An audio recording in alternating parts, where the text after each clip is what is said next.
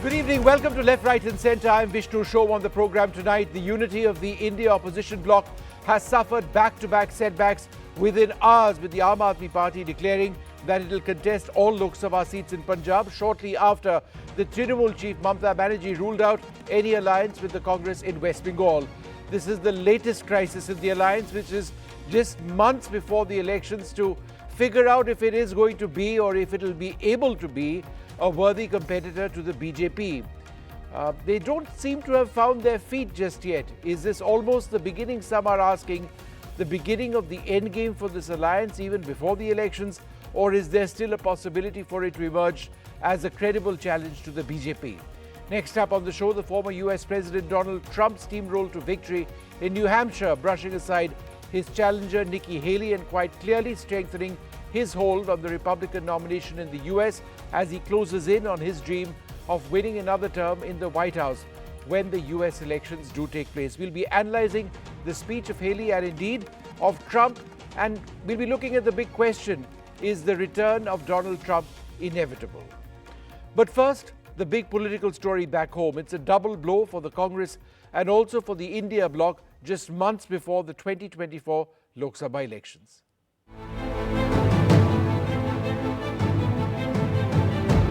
Another day of the Bharat Jodo Nyaya Yatra for Rahul Gandhi, but the Congress's crucial allies appear to be walking away. Just months before the crucial Lok Sabha election. In a double whammy for the party, crucial India bloc allies, Bengal Chief Minister Mamata Banerjee and Punjab Chief Minister Bhagwant Mann, announced that there would be no tie-up for the TMC and Aam Aadmi Party with the Congress for the election. In Bengal, Mamata Banerjee is reportedly furious at the Congress's local leadership, particularly Lok Sabha MP Adhir Ranjan Chaudhary, the state unit boss, who is fiercely opposed to an alliance with the Trinamool and has repeatedly attacked Mamata Banerjee. The Bengal Chief Minister also hit out at Congress MP Rahul Gandhi and his Bharat Jodo Nyaya Yatra. কারোর সাথে আমার কোনো কথা হয়নি এবং আমি তখন থেকে আমাদের দল সিদ্ধান্ত নিয়েছে আমরা বাংলায় একা চলব।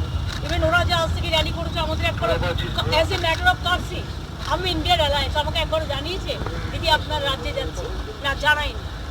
সুতরাং আমার সাথে কোনো সম্পর্ক নেই বাংলার ব্যাপারে।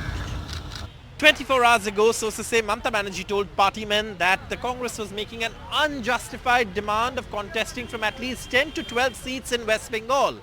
She told the party men she had offered the party 2 seats that it already held, pointing to its abysmal performance of 4 seats in 2014 and just 2 seats in the last election in 2019.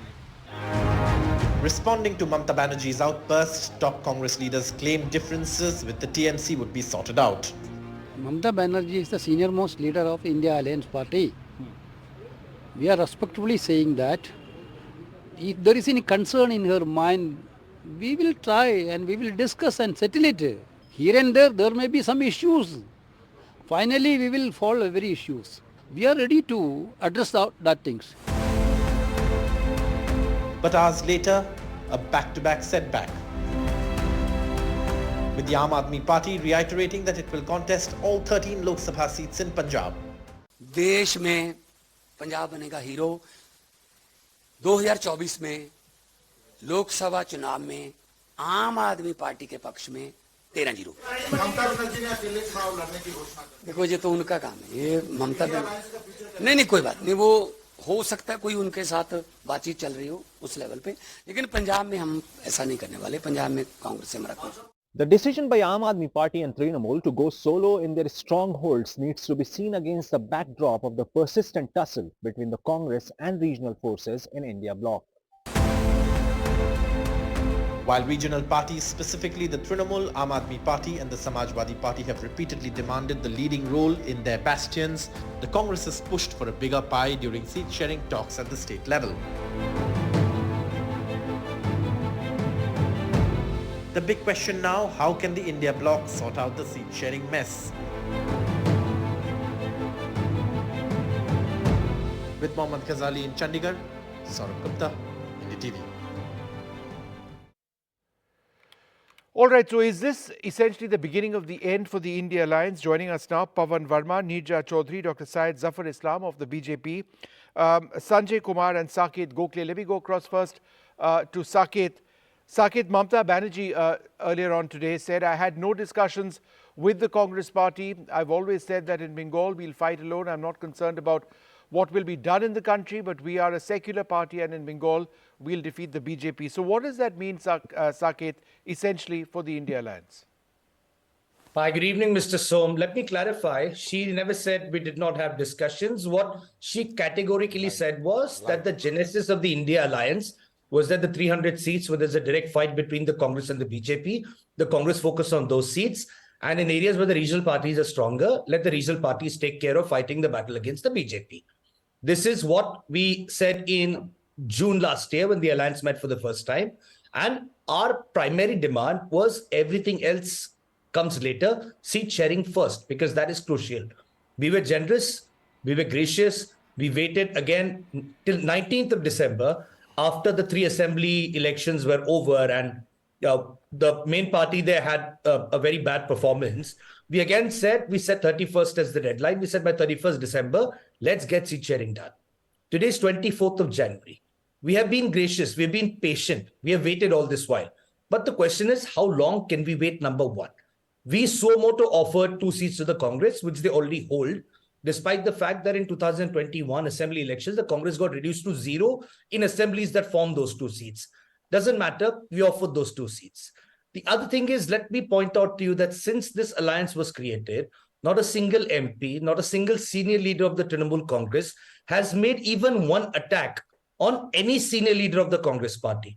On the other hand, though, we have the Pradesh Congress chief. Every morning before he wakes up to brush his teeth, he starts abusing the TMC and Mamata Banerjee. So the question is, there is a limit to patience, there is a limit to grace, how gracious we can be and how long we can wait. So the decision taken today is that we will fight the 42 seats, Lok Sabha seats in Bengal. No, but Saket, then you are in a sense, Saket, answering my question. Is this not therefore the beginning of the end of the alliance? Mamata Banerjee and the Trinamool Congress, extremely strong members of the alliance, no seat sharing. You're saying that that local Congress leaders, the Congress chief in Bengal, constantly criticizing your party. We've seen problems arise in Punjab as well with the Aam Aadmi Party and the Congress Party. So therefore, Mr. So, here's the thing. Let me put it simply this way. As far as the India pre-poll alliance is concerned, we are out of it officially. All right. But at the same time, let me reiterate that in West Bengal, Trinamool on these 42 seats will be fighting the Bharatiya Janata Party, will be fighting to defeat the BJP.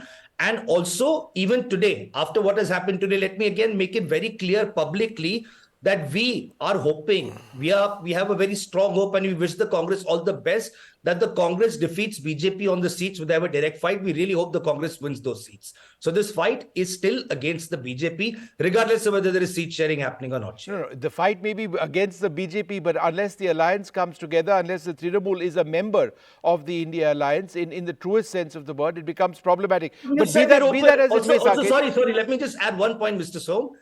Honorable Chief Minister of West Bengal, Mamata Banerjee, today has also again clarified that after the election results, if there is a post-poll alliance, right? If there is a pluralist pro-people alliance that shapes up, we will definitely be a part of it. A pluralist pro-people alliance. So conditions, in a sense, but who knows what's going to end up at the end of the elections. Okay, I'm going to go across to Pawan Verma. Mr. Verma, when you see Saket speak, and you see the nuance in what he's saying, and fairly direct concerns about the Congress party. If you've got 2 major parties, the Trinamool and the Congress, clearly not seeing eye to eye, problems arising between the Aam Aadmi Party and the Congress in Punjab, then where is this alliance headed? Well, thank you, Vishnu. I have 3 points to make. First of all, since the first meeting of the India Alliance in Patna in June, even a snail would be envious at the level of progress within that alliance. It has been so excruciatingly slow and unproductive that such an ultimate outcome was more or less inevitable. You meet in June, you do nothing. If you were serious, you would have formed a secretariat, you would have had a common minimum program, you would have had a core group to discuss seat sharing on a realistic basis. None of that happened. You meet in Bengaluru 4 weeks later, nothing happens. You meet in Mumbai 5 weeks later, nothing happens. The Bhopal meeting is cancelled. Another meeting call is deferred. So you are literally teetering on the precipice before the next general election. It's too late, number one.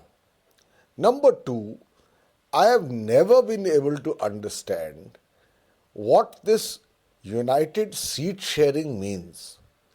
Actually, each of the constituent elements of the India alliance are at their own level fighting against the BJP. For instance, in West Bengal, which is now most in relevance, the fact of the matter is that Mamata Banerjee and the TMC are the principal opposition and direct opposition to the BJP, so it's more or less a straight 1-to-1 fight. Right.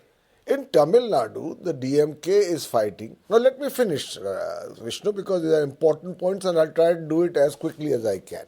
No, I'm not interrupting you. I just said is right. Fighting the BJP. Go ahead. Right. Now, so it's fighting the BJP. In India, most other states, there is a direct fight with the BJP between opposition parties, and where it's not there, there is no scope for an alliance. Like, for instance, in Naveen Patnaik's and Odisha. Yes. Now, the key fulcrum of the India alliance is the Congress party, which is fighting directly against the BJP in some 250 plus seats. Yes. Especially in the northwest, north and west. Now, if the Congress is already the principal opponent of the BJP and none of the allies are any part of it, neither is Stalin nor is Mamata, I can't understand what is the meaning of seat sharing. Sure. And that brings me to my third point. The real weak link in this entire well-intentioned attempt at opposition unity is the Congress party. Because the Congress party is fighting the BJP directly in the maximum number of seats. And the Congress party's track record, as far as this is concerned, is abysmal, and it refuses to understand or change or reinvent itself. Yeah. The strike rate in 2019 of the BJP against the Congress in 250 seats was 96%. In other words, the Congress needed to reinvent itself and build a grassroots organization, because you cannot build an edifice of success on a non-existent foundation. The Congress has not done it. Okay. But the Congress, having not done that, wants more than its due share in those states where there is already a strong party fighting the BJP. They ask for more seats from the DMK. They ask for more seats from Mamata. In Bihar, once the alliance gave them 71 seats. Because they said, we are the mother party, All we right. are the pan-Indian too many party. demands They by won the Congress. less than 17. I get the points you're making. Let me So- just keep the Sorry. strike rotating, sir. You've made several of your key 3 points. Sanjay Kumar, it's late in the day for the opposition alliance. I mean, people are still asking about what their core agenda is, who the face of the party is going to be. We haven't even gotten down to it. At this stage, does it not seem quite improbable that they would have a wave, or is it still possible for something to happen, for them to be a serious factor? Vishnu, we cannot rule out the possibility that something might happen, But I think if you move state by state, see, there are several roadblocks to how opposition can put up a united fight against the BJP. There has been issues with regard to the leadership, issues with regard to even the convener of the India Alliance. When we are talking about the seat sharing arrangement, today we have come across absolute roadblock in two states, West Bengal and Punjab. And if I look at from other point of view, that there is no single state where India Alliance partner have been able to sort out the seat sharing arrangement. So for the last couple of months, and every time there's a meeting takes place, sometime it takes place virtually. And when they meet virtually, I'm a little surprised that is it an academic seminar which is taking place where you are meeting virtually. So I think enough roadblocks for India Alliance to put up a strong fight against the BJP in 2024. They have not been able to move ahead with regard to any issue, whether it is about the leadership or seat sharing, etc. Okay. In case our viewers were wondering where is the Congress on this panel, the answer is they aren't here because they don't want to answer questions on this particular topic. That's their choice. Neerja Chaudhary, let me come to you first. We know you're discussing Bengal, but regional parties like the Trinamool, the Aam Aadmi Party, even the Samajwadi Party have repeatedly demanded a major role or the leading role in areas which they command, with the Congress, they say, determined to play some sort of a big brother role. And it just seems that the Congress is not willing to accept the role of parties which might be better placed than it, whether in UP, Bengal, or perhaps even in Punjab. Look, Vishnu, the simple truth is that the allies of India Alliance are moving away from seat sharing rather than towards seat sharing. And today we saw further evidence of this. Now, if you look at it, on January 22, Narendra Modi won the 2024 election. But even before that, the partners of India Alliance, if you talk to them privately, said that, it was like virtually acknowledging that the BJP was heading for a victory. And one of them, very senior one of the regional party heads, had said to me that we now have to somehow survive. We've got to keep our flock together. We've got to, strengthen ourselves as much as we can for a future battle. So they've given up. Have they given up, Neerja? Yeah, I think somewhere, yes. I think if truth be told, they have given up, and they would, rather than share seats with other people, they want to actually fight for every seat for a future battle, and they feel, things are going to be very tough.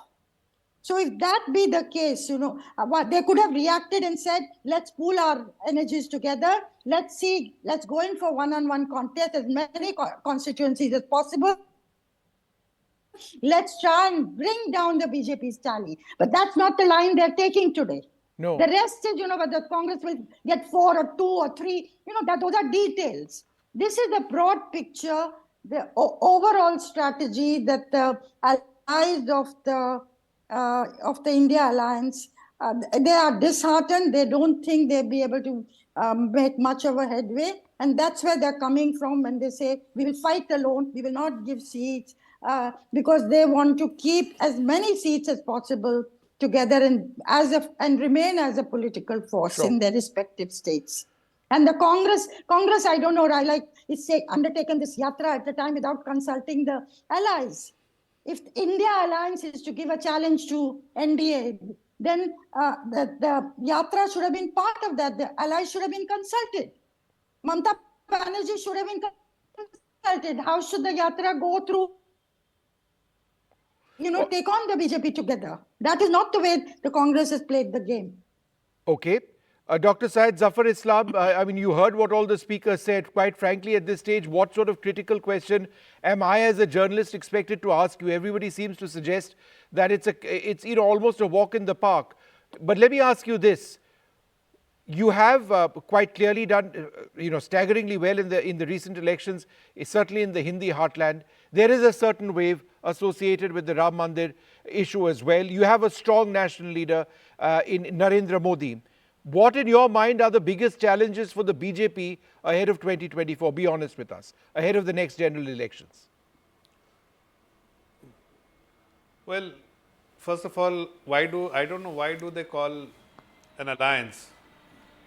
Because it's not an alliance. Do you really see this kind of friction and defiance in any alliance which we have seen in the past?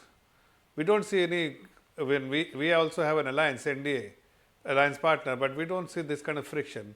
We are all set to win 2024 election. If you are asking to me that what are the bottlenecks we have or what are the challenges we are likely to face, honestly, ask yourself, do you see any challenges we are likely to face? No, none. We are already there. Partly because of the noise which they are creating is also giving clear certainty for all of us that we will achieve a very, very massive number this time. Mr. Our Som, 10 years performance half a second, Saket, I'll come to you performance next. under the leadership of the Honourable Prime Minister. Go ahead. No, I'm saying go ahead, Doctor. Our performance, go ahead, our Israt, performance in last Zafar Saab, go ahead. Our performance in last 10 years, something which we have enough to talk. We have served the people, and we definitely expect that they will give us their blessing. So we are hopeful of a very positive outcome in 2024. We have improved our numbers in 2019. We will definitely improve our numbers in 2024. Okay. We do not see any challenges. Or as far as India alliance is concerned, you have given the right end alliance because they are likely to disintegrate. No, we are asking that question. We are not saying that that's going to happen. Lot of aspiration. No, but it is so apparent. Mamata Banerjee is moving in different direction. The Congress senior leader in the state is accusing all the time to Mamata Banerjee. Rahul Gandhi is silent. Actually, he has been sent on a picnic by the party itself or by the so-called alliance partners because he was good for nothing for the alliance. He was unproductive and he was not contributing anything. So he was sent on picnic because he likes to do Padayatra only to get attention from the people. All right. And people feel Zafar that Saab, I'm he is running happy, short so on let time. it be, I let get it be the happy. point that you're making. You made a crucial news point. You believe that there is no competition. Nija seemed to suggest that in fact it is the beginning of the end. Saket, you want to respond to that quickly? I just quickly want to tell the BJP spokesperson, Mr. Islam, that regardless of what happened today and who is fighting alone or not, do not celebrate, because if you couldn't do it, let me tell you what your challenges are. In this show, we've talked about West Bengal as well as Punjab. In West Bengal, the TMC has been trashing your party constantly. And this time in the Lok Sabha elections, your numbers are going to go even lower. The last assembly, you were saying 200 par, you came down to 70 out of 60. Don't interrupt me, I did not interrupt you. Number one, your party is getting trashed in West Bengal by the TMC. In Punjab, regardless of whether AAP contests alone or with the Congress, your party stands zero chance in Punjab. So there is nothing actually good for you here. 1 second. You really need to start taking stock and worry about your party situation, because beat us, beat Congress, beat Aam Aadmi Party, all three of us will defeat you, regardless of whether we fight together, whether we fight separately. So that is your challenge, and that is something. Bengal में and Punjab में आपकी स्थिति बहुत खराब है, तो थोड़ा संभाल के रहिएगा. Zafar Saab, go ahead. Let me respond to him. I think he must know that we had won 18 seats in last election, general election in 2019. This year, our tally will be not less than 30. Not less than 30. You must remember this number which I am telling you, Mr. Gokhale. Okay. So you should be. You should also know that we never had. We never had. Now be fair, Saket. Let him reply. Saket, that's unfair. Let him reply. Why? Let him reply. What is bothering you? Numbers, 30 numbers. You said last. Listen, I didn't interrupt you. I heard don't you. interrupt. 1 sec. Let him make his point. You made your point. Let's keep this the same. Can I just respond to you, I have a please? question to ask him. No, Zafar. No, I have heard your question. Let me respond to it. If you can answer this question, I'm done. Just No, wait. but respectfully, Saket, can he are just you an answer, anchor or please? he's an anchor? If Mr. Let him Saket, ask hold the on a question. second. Why do I need to Hold on, respond to your question? Let him make his point. I'll request him to answer one question. If Why do I No, need to respond to your question? I'll have to end this. What is the point about my ending this discussion? If you are thinking that you are going to win civil, 2024 election, Zafar Sahab, 42 seats out of 42, that you are dreaming, daydreaming. We will win handsomely, not less than 30 seats in West Bengal. All right. And we know exactly how to win 30 seats. All right. We have Let's see what demonstrated this kind finally- of performance let us see in what every single finally- election. Just quick, very quick. Mamata Let's see what Banerjee finally is does a worried take place. lady. I don't want to make this a Mamata two-two Banerjee is a man worried lady. situation. She knows that this Last time the rebuttal, performance last of rebuttal, BJP please. is going to Just be one phenomenal single- in West Bengal. Give me 3 seconds. Give me 3 seconds, please. All I'm saying is what Mr. Islam is saying. 2021, Mr. Amit Shah said will go to 100, then it up in 70. So he's saying 30 seats they will get. I'll be surprised if they get even 10 seats. All right, at the okay. end. So we'll Thank see you. what finally happens. I think the larger issue is not just of Bengal, but of India and whether there is a valid alliance which actually exists. That's the topic on the program this evening. Well, we're going to take a short break. We are moving away from news of the forthcoming elections in India to what's happening in the United States. It appears that Donald Trump is going to become the Republican candidate. Quite clearly he is. The return of Donald Trump seems inevitable. Nikki Haley a distant second in the race within the Republican Party. How is this all going to happen? We'll take a short break and find out. Welcome back. Donald Trump has won the key New Hampshire primary in the United States, moving him even closer to locking in the Republican presidential nomination and securing an extraordinary White House rematch with Joe Biden. With vote counting ongoing, it was unclear earlier if Trump had secured the knockout victory to put his sole remaining challenger Nikki Haley out of the contest. But Donald Trump, quite clearly the runaway leader in the national Republican polling, despite 2 impeachments as president and 4 criminal trials hanging over him since he left office. USA, USA, USA, USA.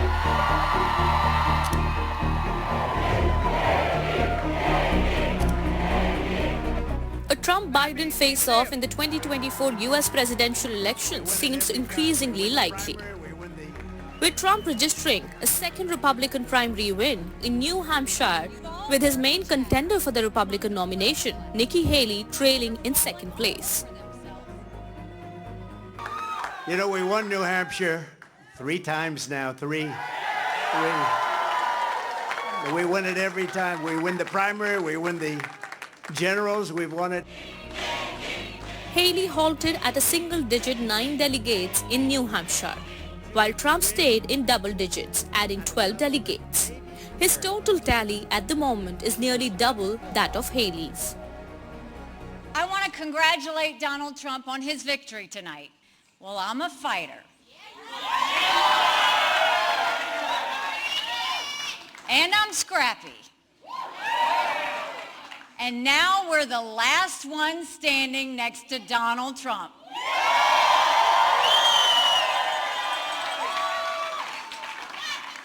And today we got close to half of the vote. We still have a ways to go, but we keep moving up. Nevada, Michigan and South Carolina primaries are lined up next, all of which went Trump's way last time round. So is the Trump-Biden match a given, or does Haley have any rabbits to pull out of her hat? Bureau Report, NDTV. Well, joining us now, Raymond Vickery, the former U.S. Assistant Secretary of Commerce, Rick Mehta, who is a former Republican nominee for the U.S. Senate in New Jersey, Ajay Jain Bhutoria, the Deputy National Finance Chair of the Democratic Party, Calvin Dark joins us, as also Meera Shankar. Thank you all very much for being with us. Mr. Bhutoria, let me just come to you first now. How would you respond to those who say that Trump appears unstoppable at this stage? Mr. Bhutoria. Thank you for having me. I think we acknowledge the outcome of the New Hampshire primary for Republican Party, where Donald Trump has seemingly secured the GOP nomination. It reflects the prevailing influence of the MAGA movement within the Republican Party, in contrast to Trump's agenda, which has faced criticism for undermining democracy, spreading hate, undermining women's rights, and prioritizing the wealthy over the middle class. President Joe Biden and Vice President Kamala Harris has demonstrated a commitment to economic growth, job creation, and restoring America's leadership on the world stage. Under Biden administration, we have witnessed the dedication to fostering economic growth for the middle class here. And with this, I mean, as we move forward towards November 2024, it is increasingly evident that today that Donald Trump is poised for a general elections showdown. He will face the only individual who has previously defeated Trump at the ballot box, Okay. Joe Biden. And Cal- Indian Americans, yeah, go ahead. Calvin Dark, do you believe that? I mean, I didn't quite get an answer. My question was, does Trump, appear unstoppable at this stage? In terms of the Republican Party, that's quite clearly the case. But in terms of the progress going into the US general elections, do you believe that he is gaining enough momentum to be a serious challenger to Biden, despite all the felony charges and all the cases against him? Yes, you're right that for the Republican nomination, he is unstoppable. That is just a matter of time to see when Nikki Haley is going to drop out. When it comes to the general election, it actually doesn't matter about the support that Trump has. What matters is if the Democrats, particularly those that voted for Biden before, if they will come out and support him, because, you know, Biden has issues with the Democrats. And let me tell you why. The way elections work, at the heart of it, is math. And if we think about the fact that Trump last time got a lot of votes, but he got 7 million less votes than Joe Biden. That was before the 91, criminal indictments, the 4 court cases that he has. So we know for sure he hasn't gained any. I doubt there's anyone who didn't vote for him before and said, wow, with the criminal charges, he seems like a better candidate. No. Trump is trying to get all of his base and all of the Republicans out for him. But without getting new votes from the independents and Democrats, he won't win. The only way he can win is if those who voted for Biden before don't go to the polls because they're either dissatisfied with Biden, but they don't want to support Trump. That will decide who wins in November. Okay. Rick Mehta, let's talk a little bit about Nikki Haley. She seems to be on a fairly razor-thin path at this stage. She's finished third in Iowa, second in New Hampshire. Her position increasingly precarious. I mean, is it all but over for Nikki Haley in this contest?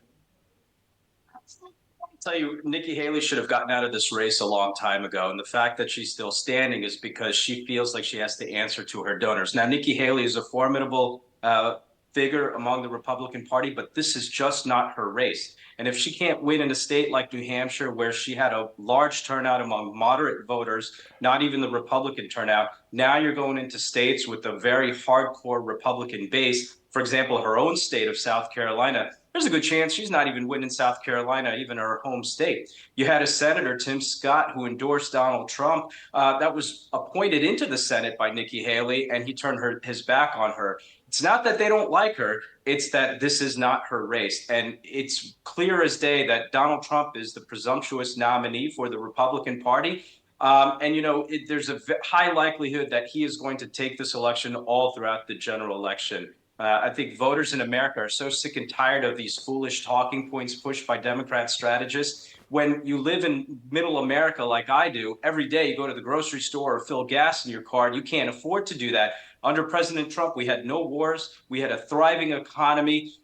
Minority Americans, Black Americans had the lowest unemployment rate. And if you look at the poll numbers, they're leaning, they may be quiet, but they're leaning more to Trump because they're tired of the government in the big state going after them. If there's anyone that knows about the big state government and the establishment politics, it's the minority Americans, the Black Americans, Hispanic Americans that have a distrust in government. And so people like Donald Trump that are going in there to disrupt the status quo, disrupt this establishment, they're excited about that, as am I. Calvin Dark, would you like to respond to any of those points, that there seems to be a wave right now in favor of Trump that's going to go well beyond these primaries, and he seems to be an unstoppable force? Well, we have to remember that under the economy we had during Trump, that was before COVID. And so if you think about Biden's economy, not only is it building back, but he had to deal with the economic effects of COVID. But when it comes to minority Americans and African Americans, it's true that there are slightly more, we're talking single digit more African Americans who might be inclined to support Trump. Most won't. And the reason is Trump's racism. Let's remember, just about 2-3 weeks ago, he said that immigrants from Africa were like poison in the blood of America. So what does that make the African American community think that he thinks about us? So while there are definitely many issues that we can have with Biden, when the choice is Biden or Trump, then that choice is very easy. And I think that most Americans are going to see that in November. Raymond Vickery, for those of us who are actually watching far, far away in India, the fact that there's, Donald Trump running despite 2 impeachments as president, 4 criminal trials hanging over him, I'm just curious to understand, is that legal process entirely over? Could anything legally stop him from contesting? I don't think anything can stop him from contesting, but I do think that conviction, particularly on the main charge of trying to disrupt the United States Constitution by overturning the result of the voters in 2020, would have an impact. Listen, it is perfectly plain that there is a personality cult built around Donald J. Trump for the Republicans. He's had that grip on the party for years now. All the polls show that. So what's playing out now is what has happened in the past. But that does not really translate to a victory in November. It is true that right now a lot of people haven't concentrated on what happens with a Donald Trump presidency. But we have heard what he said, that he's going to be a dictator on day one, that he is going to take revenge on his enemies, that he's going to weaponize the rule of law. All of those things will not sit well with Americans, not to mention taking away rights of a woman to be able to control her own body in regard to abortion. His thinly veiled racist remarks when he talks about immigrants. He's even called out Nikki Haley on that regard. Those things are not going to sit well. Now, will it result in a Donald J. Trump presidency? It is possible that that will happen, but you should not project from what has happened in New Hampshire and before that in Iowa as to indicating anything about what will happen in November.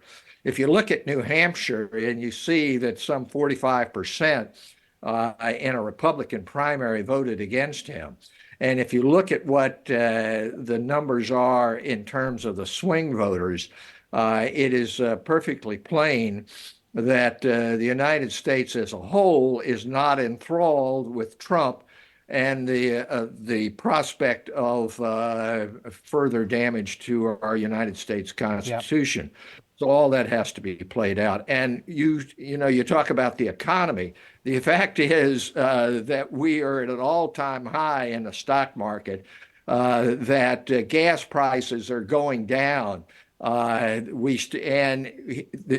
Biden has led the country out of a likely recession to a soft landing, which almost nobody thought could happen.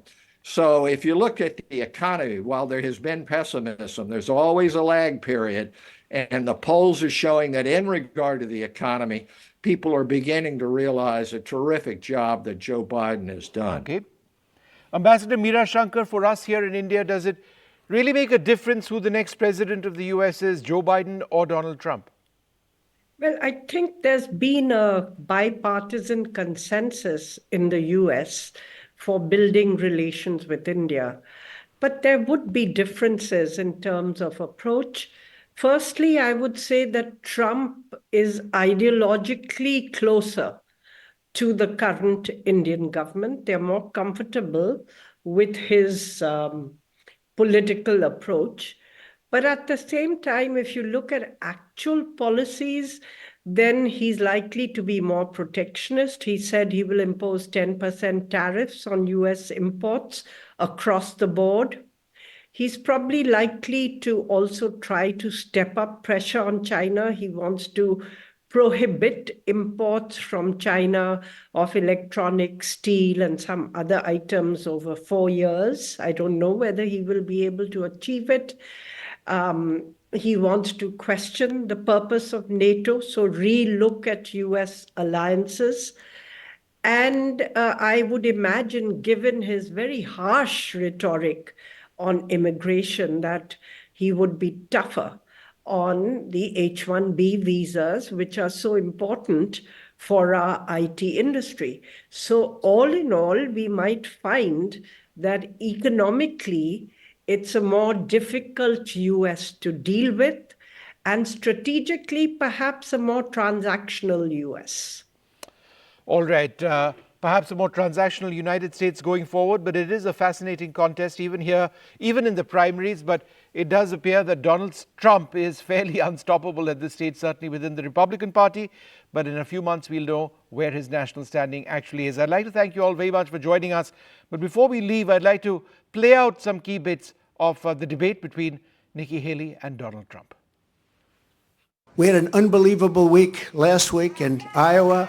We set a record. It was the best in the history of the caucus, in the history.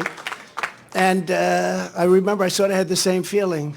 I'm up and I'm watching, and I said, she's taking a victory lap. And we beat her so badly. But Ron beat her also. You know, Ron came in second and he left. She came in third and she's still hanging around. I felt I should do this because I find in life you can't let people get away with bullshit, okay? You can't. You just can't do that. But that's all he was doing. And now he's backing a woman that I know very well, a woman that is not capable of doing this job. I know her very well. She's not tough enough, she's not smart enough, and she wasn't respected enough. She cannot do this job. She's not going to be able to deal with President Xi. She's not going to be able to deal with Putin and Kim Jong-un and all of the people that the very fine people you have to deal with. And she will not be able to do the job. I've said from the very beginning, I've been consistent. We wanted to be strong in Iowa. We started with 2%. We ended up with 20%. That was strong. We want to be stronger than that in New Hampshire. And then we want to be even stronger than that in South Carolina. This is a building game for us. With Donald Trump, you have one bout of chaos after another. This court case, that controversy, this tweet, that senior moment. You can't fix Joe Biden's chaos with Republican chaos. South Carolina voters don't want a coronation. They want an election.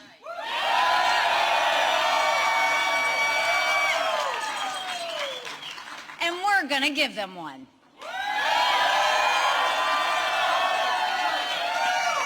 Because we are just getting started. Thank you for the energy.